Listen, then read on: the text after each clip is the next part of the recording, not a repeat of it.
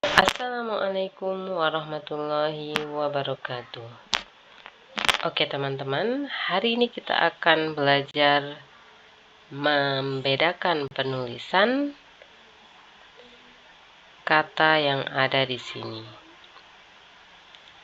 How do you write it in English? Di sini ada sebuah gambar. It is a kind of food. Maybe you are familiar with it or not. But how to write it in English? Well, there are 3 options here. Which one will you choose? The first one, the second, or the third one? Oke, sebelum kita menjawab, ada satu konsep yang ingin saya sampaikan, yaitu tentang bagaimana kita menulis sebuah compound word. Kita semua tahu bahwa compound word adalah gabungan dari 2 atau lebih kata di dalam bahasa Inggris yang membentuk satu kesatuan makna. Nah, ini ada beberapa contoh dari compound words. Dan compound words yang ada di sini sudah kita bagi ke dalam 3 bagian. 3 bagian ini pembagiannya adalah berdasarkan bagaimana cara kita menuliskan compound words itu sendiri. Compound words yang bisa kita lihat di sini rata-rata terdiri dari 2 kata saja untuk memudahkan pembahasan kita. Nah, di sini sudah dibagi menjadi 3 bagian. Yang pertama adalah open compound words, di mana kata-kata yang membentuk compound words tersebut dipisah dengan adanya jarak atau space di antara kata-kata pembentuk compound itu sendiri. Misalnya kata car park di sini dipisah antara kata car dan park. Begitu pula dengan kata selanjutnya, yaitu swimming pool. Dalam penulisannya kita tidak menggabungkan, tetapi kita pisah dengan adanya spasi di antara kata swimming dan kata pool. Pun demikian dengan 3 kata berikutnya, yaitu search engine, badminton court, dan post office. Adapun bagian kata yang kedua, ini merupakan compound words yang dituliskan dengan menggabungkan 2 kata tanpa spasi. Seperti pada kata sunflower. Sebenarnya compound ini terbentuk dari 2 kata, yaitu sun dan flower. Namun dalam penulisan compound kali ini kita dibuat untuk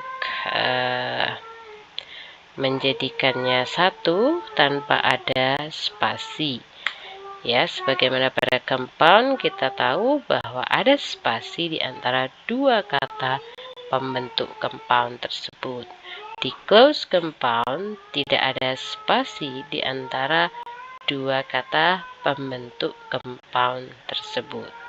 Contoh lainnya ada di kata-kata seperti notebook, lifelong, wheelchair, dan housewife. Adapun kelompok yang ketiga adalah hyphenated compound words. Ini adalah compound words yang dituliskan dengan cara memberikan strip, atau kita juga bisa katakan dash, atau kita juga bisa katakan hyphen. So, kita memberikan hyphen di antara 2 kata pembentuk compound tersebut. Misalnya pada kata part-time, kita pisahkan kata part-time atau kita berikan tanda hubung di antara kata part dan time. Begitu pula pada kata-kata berikutnya, yaitu check-in, long-term, mother-in-law, dan go-kart. Umumnya, compound words tersebut menggunakan strip untuk memisahkan ataupun menggabungkan kata-kata pembentuk compoundnya. Baik, lalu bagaimana dengan kata yang tadi kita tanyakan di depan mengenai kata hotdog? Apakah kita akan pisah atau kita gabungkan atau kita beri hyphen atau strip? Ya, jawabannya adalah kita pisah ya. Jadi penulisannya antara hot dan dog kita pisah. Tetapi tentu saja maknanya bukan berarti hotdog adalah anjing panas atau panas anjing.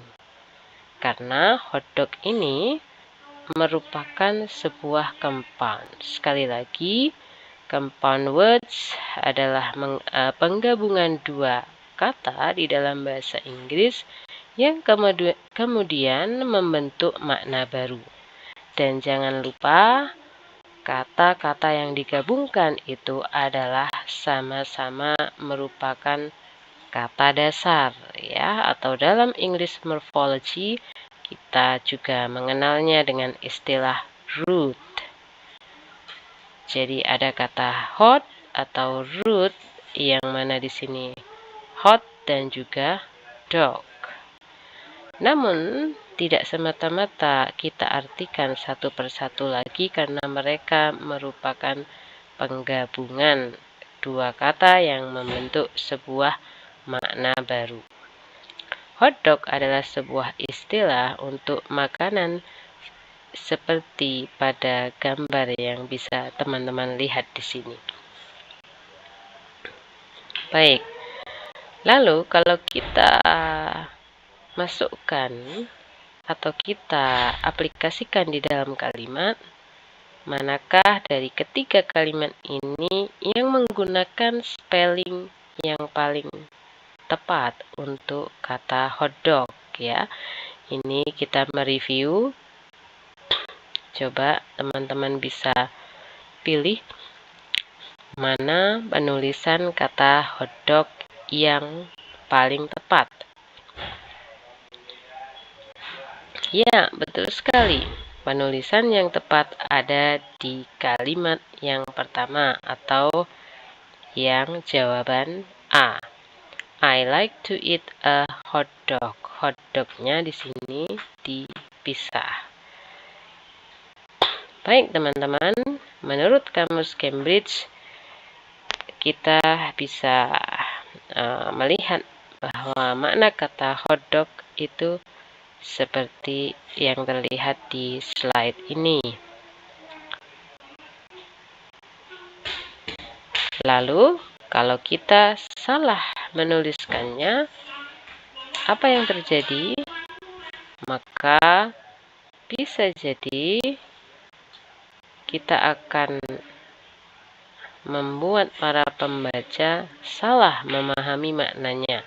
Terlebih apabila pembaca dalam hal ini tidak memiliki konteks, atau dalam hal ini pembaca juga bukan merupakan native speaker.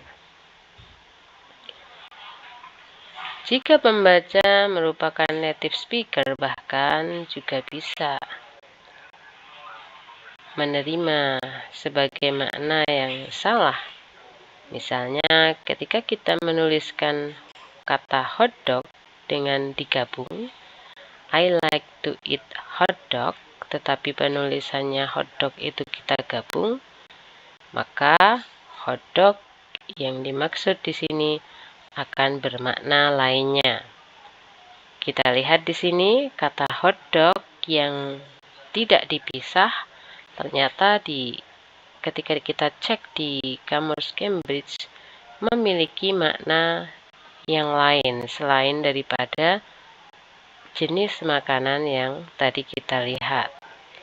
Ya, ini adalah makna kata hotdog, di mana kata hotdog itu penulisannya tidak dipisah. Kita bisa baca maknanya di sini. Ya, to make fast, skillful movements in particular sports, especially skiing, in order to make people notice you. Ya, ini adalah satu gerakan cepat ya, yang biasa dilakukan ketika seseorang sedang bermain ski. Dan di sini juga sudah disampaikan bahwa salah satu tujuannya adalah to make people notice you. Nah, itulah makna kata hotdog jika dia tidak dipisah dengan adanya spasi di antara kata hot dan kata dog. So, actually, if they are separated and if they are joined, they have different meaning. Ya, ini ketika kata hotdog dipisah ya dengan spasi, dan ini ketika kata hotdog tidak dipisah dengan spasi. Bahwa ternyata dipisah atau tidaknya, atau juga mungkin diberi hyphen, itu para native speaker memiliki tujuan ya, salah satunya adalah untuk membedakan makna agar maknanya dapat dibedakan antara satu sama yang lainnya, meskipun mereka kata-katanya sama atau terbentuk dari root word yang sama. Demikian tentang compound word hari ini, terkhusus tentang kata hotdog, sehingga kita bisa membedakan ketika kita menuliskan kata atau compound word. Kita juga harus berhati-hati, karena ternyata ketika kita salah spelling atau salah cara penulisan, itu pun juga berpotensi untuk menimbulkan salah makna. Terima kasih, semoga bermanfaat. Wassalamualaikum warahmatullahi wabarakatuh.